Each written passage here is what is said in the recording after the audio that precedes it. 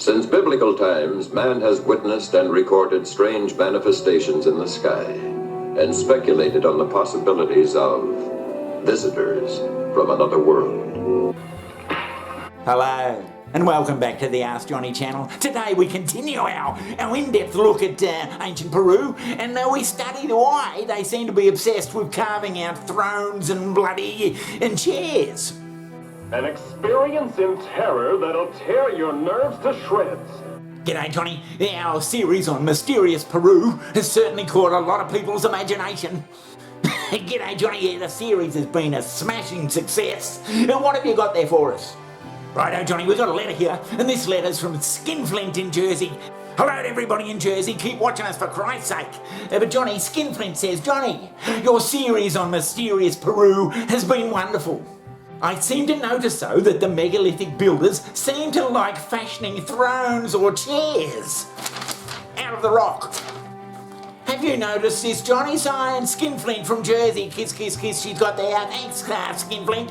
And Johnny, yeah, they do a lot of bloody chairs. Right, yeah, that does seem to be a bit of an obsession, if you like, about cutting thrones and chairs. If it wasn't for Brian, our good friend Brian Forrester. Oh, Brian, good old Brian, we love him. We wouldn't know anything about these bloody sites. Today we're exploring an ancient Inca site called Incawasi, which means the house of the Inca. The beautiful little waterfall. And they love messing around with water, Johnny. Oh, they love the water. They love making little waterfalls and bloody funny little bits and pieces. And just get to the point, Johnny, for Christ's sake. Get to the point. The beautiful little waterfall. And just to the left of that is where you see two scooped out megalithic works from the very distant past. And now we're going to go closer to get more detail of the large cutout shape which is in the center of the viewer.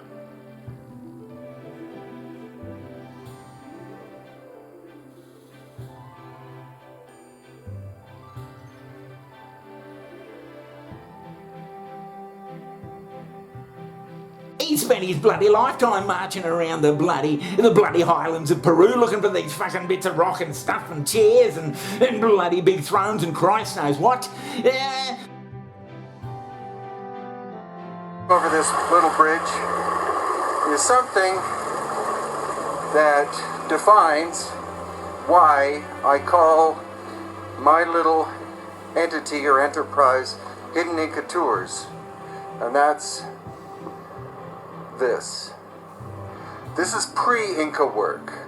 This is megalithic, and this is most likely thousands of years older than the Inca, so far back in time that there are no oral traditions relating to it.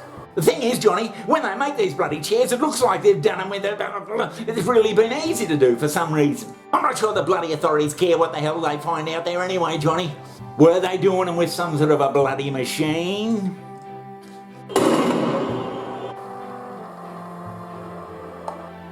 And here's Irene. She's sitting in an area of cutout form.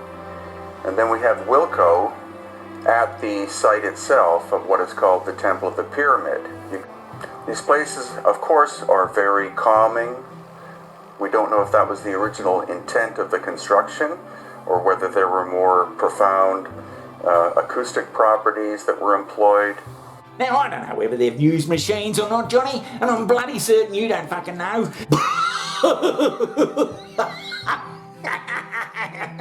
Jeez. And now we are above Cusco at the ancient site called Saksaywaman. And Saksaywaman is more than 600 hectares inside, or 1,200 acres. Now what we're looking at here is not so much incredible accuracy, but just very strange, heavily eroded surfaces, again, that had to have been done with some kind of lost ancient high technology. The stone here is limestone, but it has been metamorphosed, so it's much harder than bronze. And why were these recesses even made in the first place? There appear to be more than 5,000 of them in the Cusco area, and the erosion indicates thousands upon thousands of years of age. Seems in any of the bloody highland areas of Peru, Johnny, there's bloody rocks lying around everywhere that they just seem to fucking cut for something to do. East and west, and that would be logical in terms of it being a hitching post of the sun or a sun-related stone monument of some kind.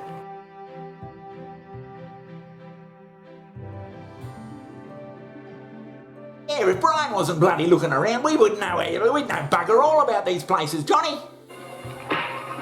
And now we're looking down at the massive chincana shape. The Inca would call this a huaca, which means sacred place, and again, there are many of them. And as we approach the chincana, again, you see all of the eroded and carved surfaces in the metamorphosed limestone. Are they actual ceremonial staircases? There doesn't seem to be a true pattern with them. And this place, possibly 1 out of 1,000 tourists will see. It's very close to the huge Saksaywaman wall, and yet most people, most visitors, don't even know it's there. That's why it's good to come with Hidden Inca Tours. So as we approach what is believed to be the front of the chincana, again you see these very odd surfaces, almost as if the stone was molded in some way. I think Brian's onto something, you know, Johnny. I think he's onto something. Greetings from Cusco, Peru. This is my latest quadcopter called Wiracocha, and he is filming, for your education and entertainment, a site that you likely have never heard of, in between the city of Cusco, Peru, and the very famous site called Saksaywaman, which is above Cusco. There are many different cut and shaped surfaces in this local bedrock, which is likely andesite, a very hard stone, and archaeologists, as usual, cannot properly explain them. Most of them believe that sites such as this were simply quarries used by the Inca. However, the stone is too hard, or was too hard, for the Inca to cut with their bronze tools. And also the weathering on the surfaces is very, very extensive, and geologists have told me that the amount of weathering tells us that these surfaces were shaped thousands before the Inca arrived in the Cusco area approximately 1,000 years ago.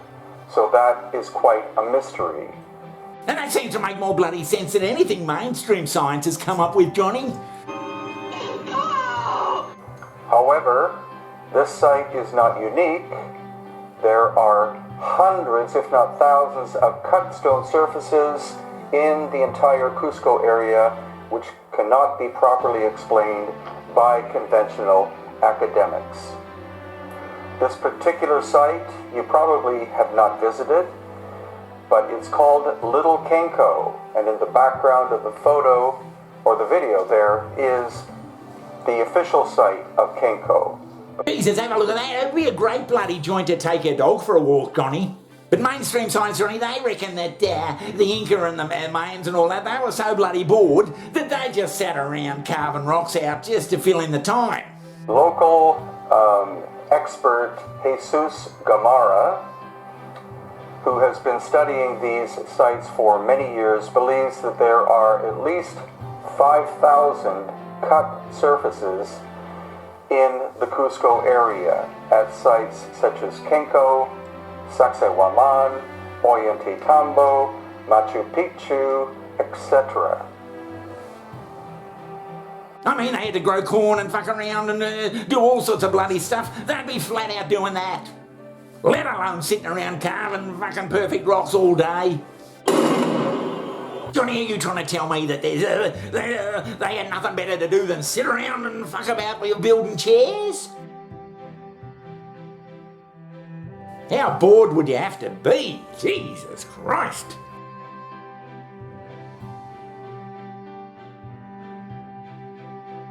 But Johnny, the biggest, most wondrous throne of all is this bloody thing.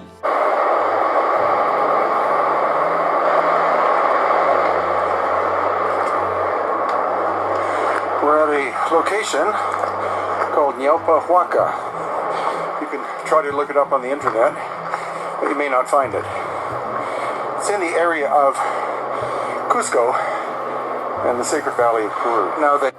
Now it's quite unique in terms of its construction, as you'll soon see.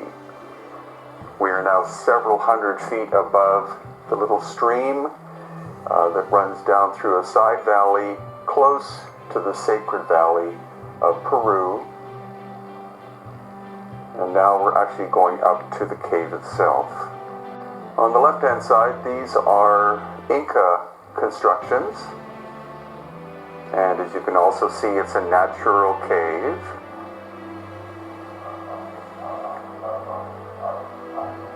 But look at this incredible false door carved into the bedrock.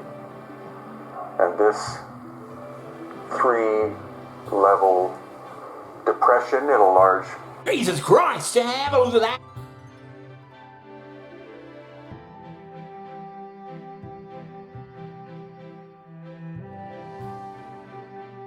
Yeah, It's like on a Star Trek. it is. It's a Star Trek set.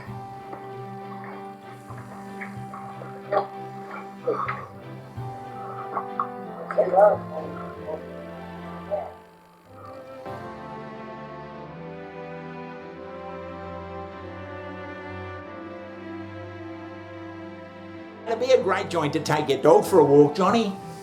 Well, you could take your dog for a walk up there, I suppose, Johnny, but I don't think anyone's interested in taking their bloody dog for a walk up there, for Christ's sake. Well, I'm just saying, people like to take their fucking dog for a walk, for Christ's sake. They can take them wherever they bloody will please. But you mark my words, Johnny, the Ask Johnny channel, we're going to continue studying ancient Peru and see if we can get to the bottom of what the hell was bloody going on out there. Oh yeah, we'll keep striving here, Johnny. We'll be striving. Yeah, that's what we're going to do. What did you make of that? Yeah, chairs, cutting out thrones and things. But join us next time when we continue our in-depth bloody look at ancient Peru.